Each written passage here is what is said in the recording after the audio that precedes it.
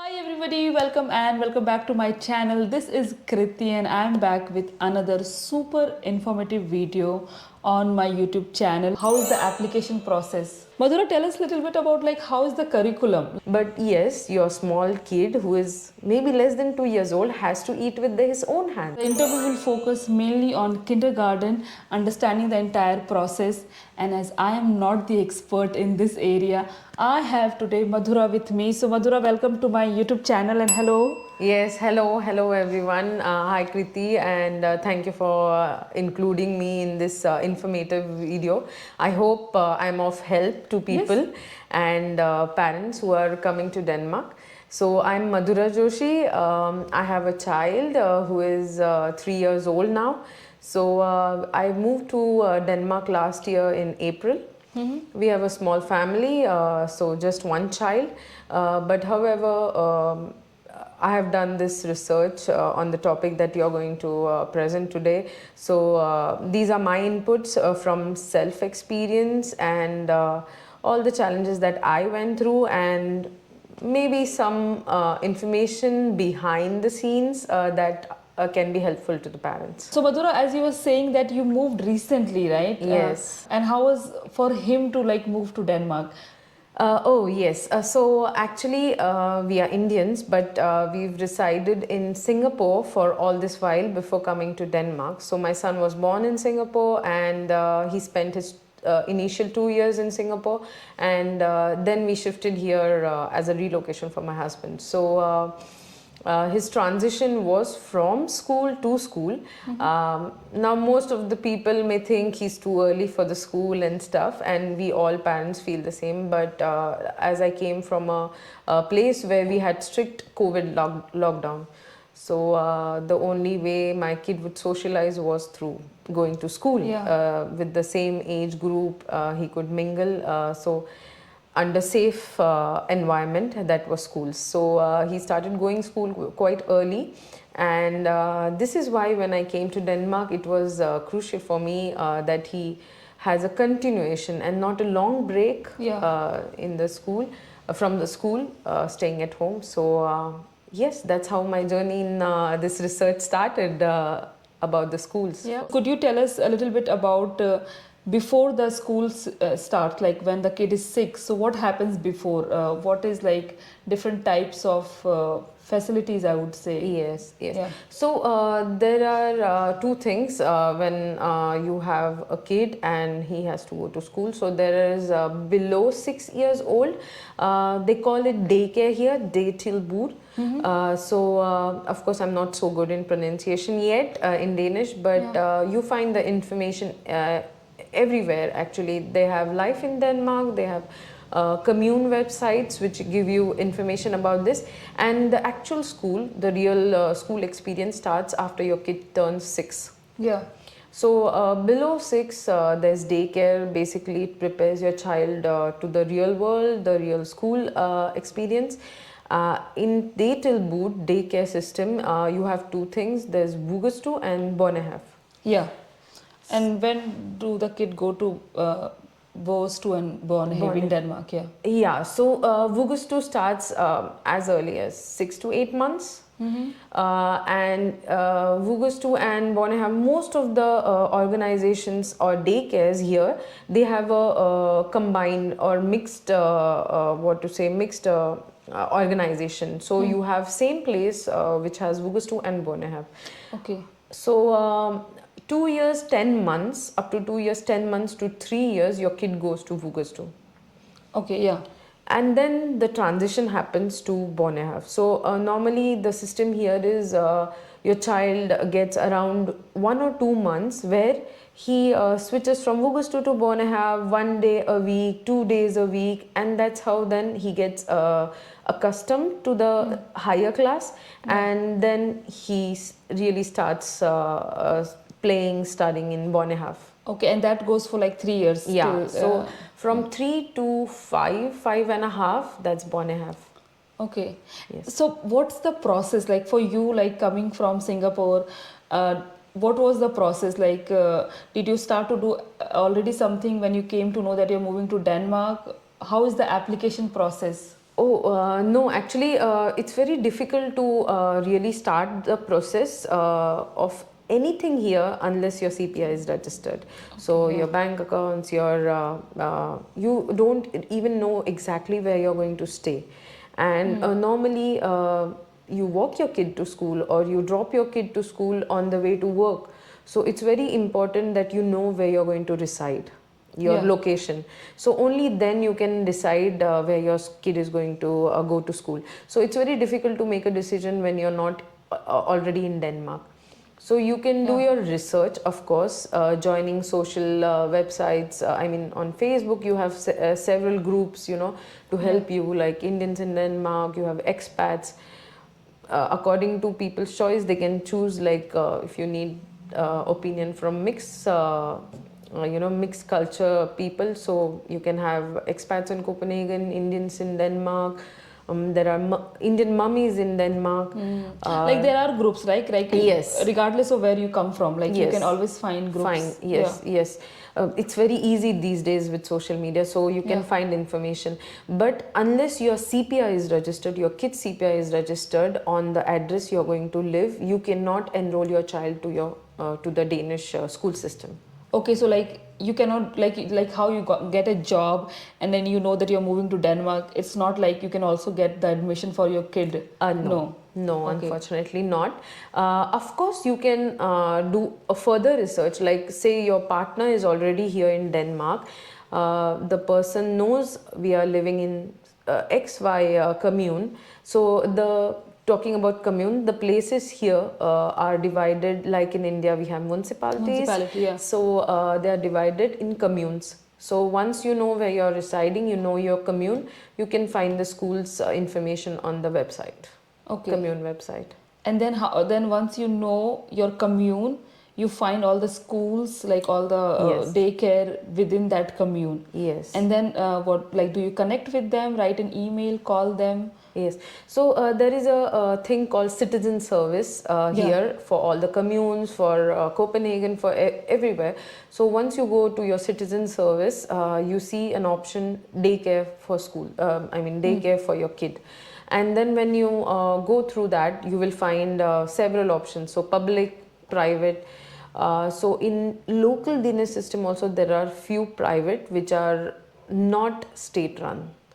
So that option also you have there. And so once you go there, you can find all the schools in your area, and then you can maybe shortlist them according to the distance from your house. Or you can talk to your neighbors, talk to your friends, talk to the groups and ask for reviews of the schools. Yeah. And make your decision. Yeah.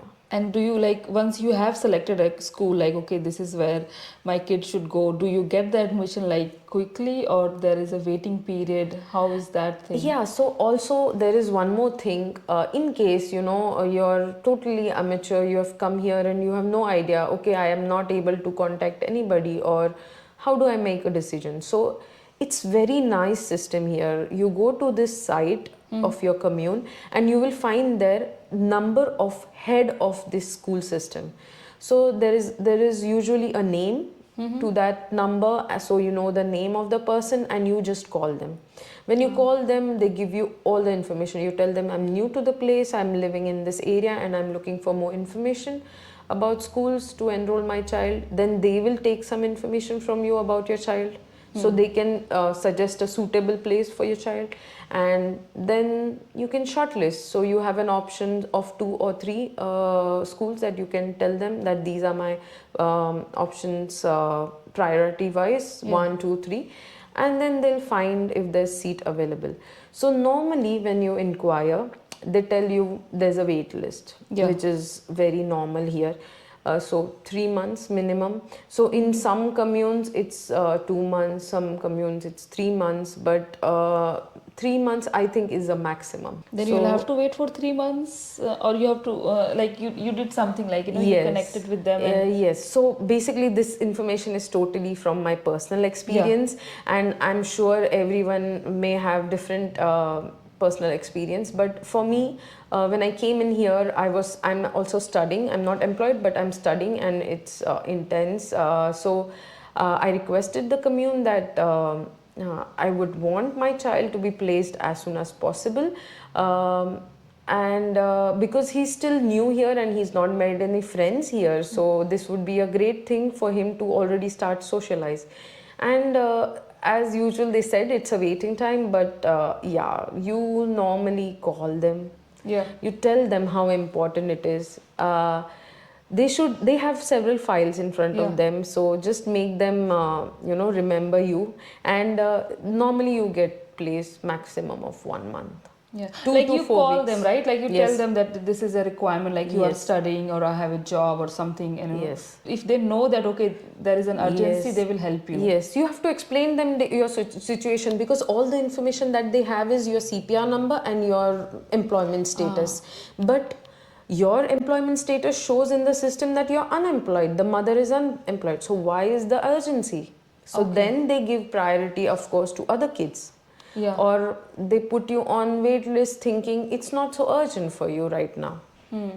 So of course, and they are very much right in their place, but also you have to understand that you have to tell them, because they don't know the clear picture. You're new to the place. So you give them more information about you by calling them. And also once you finalize that this is the school I want to go, you also find number of that school on this website. Okay. So in that case, you can also call the school directly.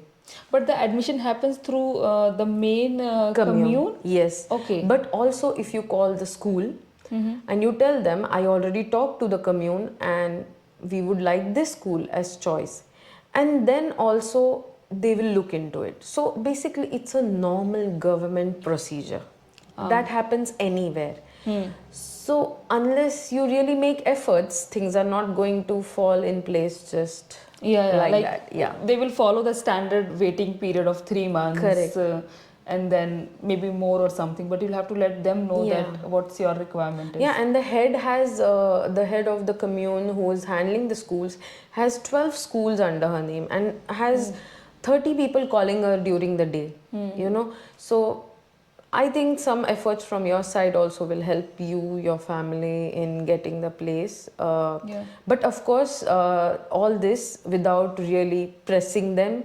Like know the Respecting the balance. boundaries of the people who are working behind the office as well. So 100%. that's all. Yeah. But I think like once maybe like the partner is here on a job, like in our case, sometimes like, okay, one of the partner is already here. Yes. They can start the process in a way, like knowing once they have they the can CPR start number. collecting the information. They can even talk to the commune leader, the school leader. They can talk to them, but real process of enrollment actually starts with CPR registration Of the kid also, yes, right? Yes. Okay. You require this. Yeah. Both parents and kids. Okay, that's good to know. Yes. Because I thought like maybe something can be done beforehand, before the kid is here. No. Only Just thing is you can acquire information, but not really. The official process starts only after CPR registration. Okay. Before 6, you have to pay, right? That Yes. is one of the things that I wanted to mention in the video. So before 6 years old, it's like a daycare. It's not a school. So you're not getting paid by it's not free. So you have to pay somewhere around 2,000 krona a month to 3,000, 3,500 around. Yeah. It all depends on what are the facilities you're taking for your, choosing for your kid. So there are options with food, without food. Mostly all the schools are having their own kitchen where you have a nutritionist. She knows what to be cooked every day for the child, for what age. So Vugas 2 has different food. So Bonahav has different food according to their nutritional needs. Oh wow. So then you pay your fees with food. Okay. But yeah, it is like you have to pay some amount. Like there is a fees involved. Yeah, below 6 years you have to pay a fees for your school. But also you get some subsidy in case of different levels of your incomes. So you can always register that one of the parent is working, one of the parent is maybe studying or maybe doing something but not earning or maybe not earning well, and in that case you can request for subsidy. It Okay. all goes through the process. Then if you're eligible, you get some more discounts in your fees. Madhura, tell us a little bit about like how is the curriculum? Like what is like your son is learning in in the kindergarten? How is it in Denmark? Do you see any difference compared to Singapore? Even though you didn't Yes, go, yes, yeah. very much. Like if you ask me compared to Singapore, I see a very big difference. If you say compared to India, really not so much. Because also in Denmark, they concentrate a lot below 6 years old, especially. They concentrate more on building your kids' social skills. So they are not behind the kid in, oh, say ABCD or say 1 2 3 right now. Of course, they will teach them that as well, but more of how to live in the real world. Yeah. So normally the social they come as usual in the morning, when everyone, all the kids are gathered, they have breakfast. So they make your kids independent at a very early Yeah. age. So in our culture, we see we are going behind the kid, kha le, like. Yeah, yeah. But here it's not. They give your kid choice. Yeah. Food is placed on the plate, and the kid eats what he likes. If he doesn't eat, he's not hungry. Yeah. So they make the kids independent. Then they have like assembly sort of thing, where they all gather. They talk about the day, which day is it, which.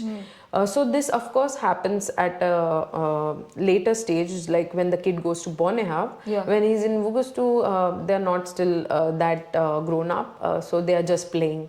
Yeah. They are playing, then they have day trips, they take them more outside, they make them familiar with our surroundings, nature, everything, insects, seasons, like when there's fall, they have these leaves and they talk about the leaves and stuff, and more of just enjoying. Yes, right? And yes. in Denmark, like I see like kids are always outside, especially like summertime, but also like winter time. But do Yes. you get like afraid that all the time they're outside, or like they get sick quite frequently? Does that come in your Yeah, mind? that of course, as a parent, you always have that fear, and initially, until you really understand the system or understand how things are working, actually, from of course personal experience, they are all well covered. They are all layered well, so it's okay. And when they really go out, they enjoy. They have all these slides and swings and stuff. They're playing in the sand. How much can that age child play indoors? What he can do. How much of toys they can play. So I think this is very nice. And if you ask about getting sick, I feel no, it just builds the immunity. Because like when it's cold, we say, okay, it's cold, don't go out. But actually, unless you put your kid in the cold, he'll not gain the resistance to. So I really like this system, actually. This is good. Like initially, of course, my kid used to fall sick a lot because we came from a hot and humid climate to very cold climate. But later I saw, the less I fear and the more he's getting acclimatized, Yeah. he's fine. He's fine. Yeah. Yeah, he's fine. Yeah, I think we parents fear more or are always afraid more than our kids. Yeah. And They are how just. long does he stay like in the school, like from the morning till what time? So normally the daycare, they have different timings for some parents who are really very busy in their curriculum. They can send as early as, I think, 6 o'clock, 6 a.m. But normally 7 is when the school really welcomes everyone, and I think around 5 is normal time. But also you can opt for the people who are working late hours in the office and cannot attend the child or receive them. There is some service that you pay extra and you can opt for. But it's a good thing, right? Like then it gives you time to work on yourself and do things. Yes, Like as a mother, flexibility. sometimes we are like, Yeah. okay, only focused on the kid. Of course, Yeah. of course. Yeah, this is really nice. And of course, our child is most safe in their school environment than if you're busy and you're not able to attend the child, then going here, there, or just hurrying up. So I feel this is a good system. Even Yeah. as the kids grow after 6, I think they have some system of this sort. Yeah. So, what are the different types? Like my understanding with the school is always international and then Danish, where it's everything is in Yes. Danish, and then you have international English speaking Yes. like schools. How is it with the kindergarten? Like, are there different types which you can choose? So, according to my research, actually, even in Danish schools, you have public or state owned and you have private schools. So, these public are mainly, they all come under commune, the rules, regulations are by commune. Even the curriculum is discussed and decided. This is very nice system that they have. All the school leaders, they all meet once in a week with the main leader and they discuss the curriculum. So, it's standard everywhere. It's Yeah. not the one school is doing something and the other school is doing something, especially in your area. And I'm sure, I'm not really aware of it, but I'm sure also the different commune leaders might be Talking to each meeting other, and yeah, talking meeting, to yeah. each other. So yes, this is the thing. And there is this private thing that I see. I think 1 or 2 schools are listed under this private thing, which are Danish schools, private, but they have very less interference through commune. Okay. Of course, it's not totally private, but it is private. But then also the commune has no governance about the fees and everything with those schools. So you'll see the difference. But there is always some kind of state Yes. like they A they bit know of about overlooking, yes. overlooking, yeah. Yeah. Yeah. Even in international schools, I think they do have some kind of interference by the system. They do have also, like you say, international schools, English, but also they have an option of learning Danish, Yeah. or having the Danish language as first or second language. So, because of course the school is placed in Denmark, and then there are maybe French, German, or other languages. Yeah. Would you like to share if there were any challenges or any thing that also would help the viewers knowing about Danish education system, like the challenges or something that they can keep in mind? Yeah, so basically, initially, even being a mother, you always have, though you send your kid to school, especially when the kid is young, you have this concern that is my kid taken care of well? And there's one more thing, when you actually put your kid in school before 6 years old, initially, when you put your kid, one of the parent has to accompany the child for at least 2 weeks. Okay. So you go with the child and you sit there. Oh, you're there. Yes. Oh my So God, you yeah. sit there.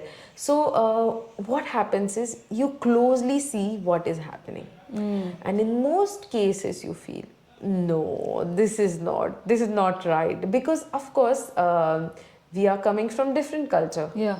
And with us, like, we are Indians coming from Singapore. And so it was totally 3 different cultures that Yeah. we are seeing thing. But then when you really keep your mind open, which is very important when you are in an international environment, that you really accept things first, understand them, why it is like this, then I think you feel okay, comfortable, and as long as it's not a harm to your child. Yeah. So I'm sure many Indian parents will agree to this when they actually go. It's like a cultural shock to them. But yes, your small kid who is maybe less than 2 years old has to eat with his own hands. Yeah. He has to drink water, or he wants water, he has to ask for it. Yeah. So they make your kids very independent. So initially you feel, oh no, what if Yeah, my you- kid is very thirsty and he's not able to say because he's busy playing? But no, slowly you understand, no, this is making your kid understand what he really wants, what he needs. Like, If his stomach is full, his stomach is full. His stomach Yeah. is full. He don't want to eat. Yeah. Like especially we Indian parents, we feel, और थोड़ा Little bit. खा ले, yeah, little bit, a little bit. So Yeah. it's like that. So you just have to come here with an open mind.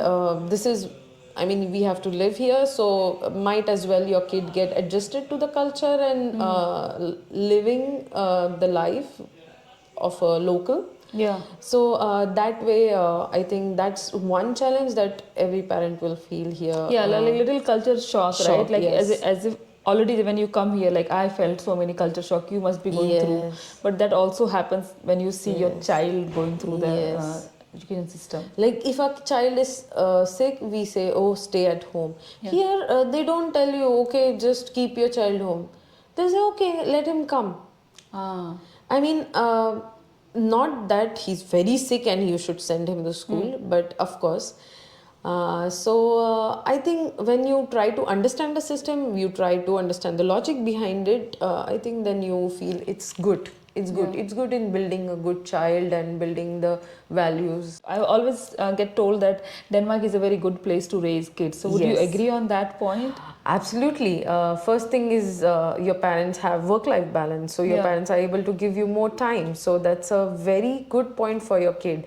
Firstly, secondly is making them independent at an early age. So he knows, your child knows at an early age what is right, what is wrong, what he wants, what he doesn't Yeah. want, and also it makes him feel safe and confident. Yeah. Like you see small kids here commuting by themselves. So I mean that's a positive thing. Yeah, it's because Denmark is safe, but it's also because the kid have been made, Yes, independent. Like you can travel and Yeah. confident about himself. He's less fearing to the environment. Also, I would say once your kid is in the school, you have some things that are not going your way. You can always talk, be open, Yeah. always talk to the primary caregiver, the first direct teacher, and then the head of the school. So there are always like also like you can also talk, but there are also like parent teacher meeting happening. Yes, very, very much. Every 3 months or 2 months, they have a coffee session where after school, all the parents meet. Teachers are there, so if you have any issues, and also when you drop your kid, you can have a word with your teacher, with the teacher. When you pick him up, if you have an issue, oh, I have this issue, and it will be addressed. And if you feel really it is not able, I mean, it's not solved at that level, then there's always the leader of the school that you can talk to. Okay, and then there can be a possibility that you shift your kid to different school or something, like if something big Yes, happens. yes, Yeah. yes. Okay. And also they have a app called Aula. So once you enroll your child, you get an email on your digital box that you have to download this app and this is your login credentials. And then you log in and you know everything about your son in that app. You know the kids studying with him, you know their parents, everything, all information is in there. Any meetings happening, any events, if your kid is to go to a trip that week, you know about it 2 days in advance or a week in advance, that this day is the trip plan. Maybe send more clothes with the child, or so it's quite informative. You're always included in the system. Yeah. You know what's going on, and yeah, it's very open. Like you also feel like you're part, like you know everything, like what is going on. Yes, with your they kid. will post photos. Sometimes, of course, they ask you for the approval, permission, if they can include your kid's photo and stuff. So they post photos of activities. They have a gym area where they do jumping, climbing. Then they have play area. They have drawing. So it's very much that before 6, though it's not like strict right alphabets or cursive and this, but your kid is knowing everything that he's supposed to know by that age. So he's enjoying, I mean. Okay. So Madhura, thank you so much for your time today, and thank you so much for letting us know about your research. What did you do, to get your kid to the Borneo? And anything in the last, Madhura, any last tip for people who are moving to Denmark, or especially moms? Just connect with Kriti, or maybe connect with mothers who are already in Denmark. Connect with your neighbors. Do your research. It's very important you do research before you put your kid in school. So yes, I hope this is helpful for the Yeah. new parents. Definitely, this was really helpful. I got to know a lot of things. So don't forget to give this video a lot of likes, share, and also subscribe to my channel because soon we'll complete 3,000 subscribers. Madhura, are you a subscriber? Yes, I am very much. So And yeah. all your videos are really informative and fun. And she's also making everyone familiar with the culture in Denmark Yeah. and different nice bakeries. Yeah, the last Yes, video. the last video. Thank you so much, Madhura, and I'll see you next Friday. Till then, take care and lots of love. Bye bye. Bye.